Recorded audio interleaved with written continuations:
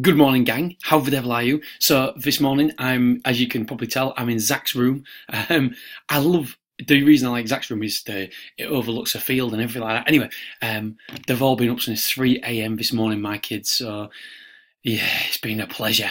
Right, I've been looking through the Dob page today, like I said, and basically, I haven't got a Dob, but I've got a later back for you that's odds on today that I think is really, really interesting. Okay, so if we look at the Dob page, because I want to just show you the Dob page, what it's all about. The Dob page is basically in the settings. It's saying you can change it to whatever you want. Form history, go up or down. So that's saying how far back you're looking.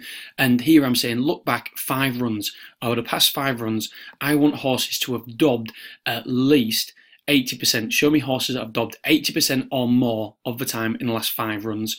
The green column is saying show me horses that have decreased in price by 75% or more.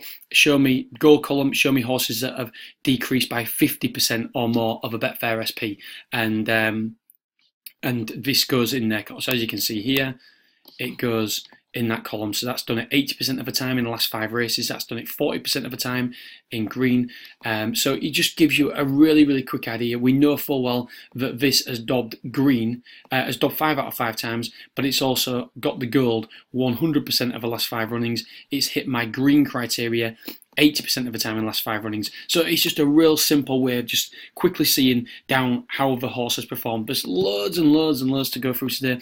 The problem is I spent about half an hour looking at the 3 o'clock race, James Street. But then when I looked at because I always look at the horse first of all. And then what you've got to do is look at the competition, because yes, 5 out of 5 it's dobbed, 2.42, we could steal a little bit of money there, could be a potential front runner, only 5 in the race or something like that. And then when you look at the competition, because you've always got to look at the competition, because just because it's dobbed the last 5 times, it doesn't necessarily mean it's going to dob again, because the competition is different, the factors surrounding it are different, and so you have to look at all that as well. I always believe you've got to look at the competition. When you're trying to do a back to lay, you have to look at what the competition is like. And then when I looked at the competition, there's a Mike Johnston horse in there who's very, very fast away from the stalls. This one has led in the past as well. And so I don't know what's going to happen. I presume this one's going to sit in behind now, and the Mike Johnston horse is going to lead, and I presume this will go down in price again because it'll just sit in behind, travelling well. But there's that element of unsure. I'm unsure what's going to happen. So when you're unsure, you're sure not to have a bet. And that's the way I played this one today. But the only trouble is I spent a lot of time on it. But like I've said in other videos, just because you've invested time, it doesn't mean you need to invest money. Sometimes the best decision you can make is not having that bet, not having that trade, because you're unsure. And then you have saved yourself some money. So yeah, I love races like that, the 3 o'clock race. All good animals, all good horses, progressive types, and handicap debut. And yeah, I really, really like it. And I really wanted to do the trade, but I couldn't do it. Right, so what I've done is what did I look at? I think it was that page actually, from my later back. So I've had a look at Paradise Boy, and if you have a look here, it's only ran once, 1 out of 1 it's ran. It was a Betfair SP of 45s, went to an in-play low of 8.2. So I thought I'd read the comments. Pushed along and ran green, leaving stalls. In touch in midfield. Effort over 2 furlongs out, headway entering final furlong. So what we're bothered about is the first part of this, because that is what's going to affect the price in the early stages. And we want to be out in the early stages, really. Ideally, in an ideal world, we want to be in and out of our trade as quick as possible. The longer we're in the market, the more we are susceptible, the more we are at risk. So I want to be in and out of the market as quick as possible. That's why I always focus on this part up to probably here. Because I don't care what happens, effort over 2 furlongs out. Ideally, I want to be out by that time. Pushed along and ran green, leaving stalls. As soon as I heard that, I thought, ooh, brilliant. So I go across to the racing post and I look at Lingfield, and we can see here that it's a 1-mile furlong race. And the interesting thing is, as we can see here, is this horse is drawn in stall 7. So pushed along and ran green, leaving stalls. If this is in stall 7 and does anywhere near the same again, it will be on the outside, it'll be held up, and when that happens, when you're odds on, the price will inevitably go out. Don't get me wrong, this is a more risky proposition because we are trading. This horse is more likely to win than lose odds on. Any odds on is obviously more likely to win than lose. So we believe with our edge is that, I know people say, edge, call it an edge. Yeah, I do. Information is edge and research is edge. And so drawn in stall 7, I believe that this horse won't have the speed to get across in the early stages. So what will happen is the horse will be on the outside and have to go in behind horses. And when that happens, that price will go up. And so we can steal some money doing it this way. And it's almost a low risk because at 1.81, it is very low risk. And we can get in and out the market very, very quickly at this price. What I also want to show you is a negative is I would much prefer it if a lot of these, if a second favourite and third favourite would have had runs. Now, as you can see, this one hasn't ran and this one hasn't ran. And you know, if you've listened to me before, I'm against horses that haven't ran because normally they run green. Like Paradise Boy, first time out, ran really, really green. And so we definitely know this one runs green this slowly away, but we don't know these two are yet. We're hoping that one of them knows its job. However, because of the comments in running and because of stall 7, I think this will be well, put it this way, you won't want to be back into late, would you? You won't want to be trading thinking, you wouldn't be confident at all because you know the way the horse comes out of the stalls, you know full well that this is more likely to come out of the stalls poorly and increase in price than come out the stalls confidently and positively and go down in price. So that is the reasons. I've also had a look here.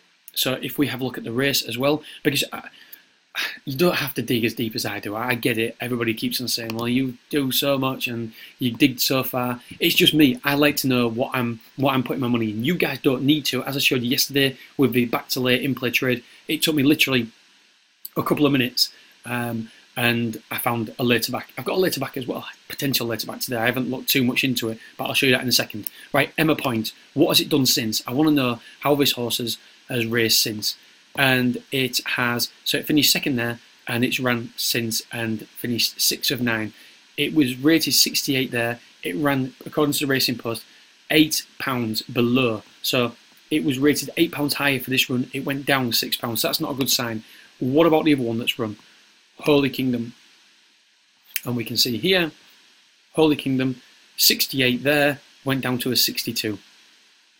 Finished 6. So the form isn't working out well. It's obviously, the amount of data we've got, it isn't enough to draw conclusions about the form and say it's bad form, but it's certainly something that it's not a positive. Again, it's a more negative. I look at it as a negative and positive. If there's more negatives in the box, then to me it's a later back. If there's more positives, then it's a back to late. And so there's the negatives here far outweigh the positives. And at that price, at 1.81, we can certainly take a chance. We can certainly take it on. And so that's my in-play trade on this one. I just believe that it'll go up in price fairly, very quickly. Just quickly on the later backs. Oh no, it was ticks, sorry.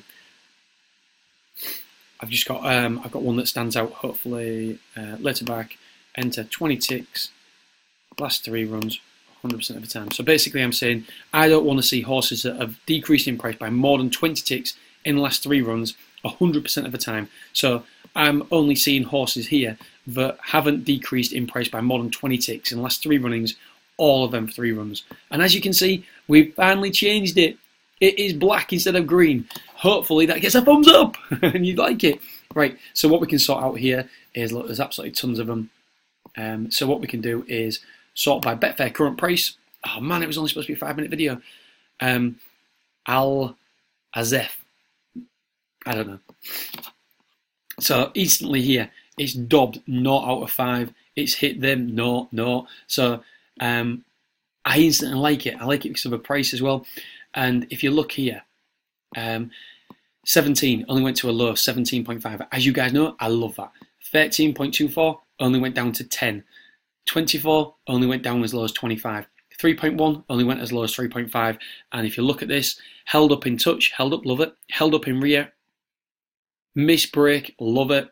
Slowly into stride and short of room, love it. The one issue I've got about this horse when I was looking at this earlier is if you look here, when it actually won the race, the only time it's ever won, it was 2.48, and it only went as high as 2.58. And it says always prominent if you look at the comments and running.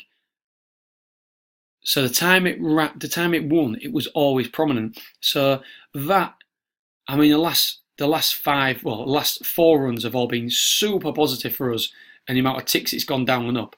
So potentially that is a later back as well. I don't know why it's changed so much from 2.48 to this run here. I don't know what. I mean, that was a great run. 2.48 only went as high as 2.58. So that would definitely be my negative for this trade. It would definitely go against having this trade. But then all this information here are positives for the trade. So do what you want with the information. I don't know if I'll be involved yet. I might have to watch the replay or something. All right, Betting Nation, thank you so much for watching me. Love all the thumbs up. Thank you so much. Getting a real high score on YouTube. So really, really appreciate that, guys. Whatever you're doing today, have an awesome day, and I will speak to you soon. Bye-bye.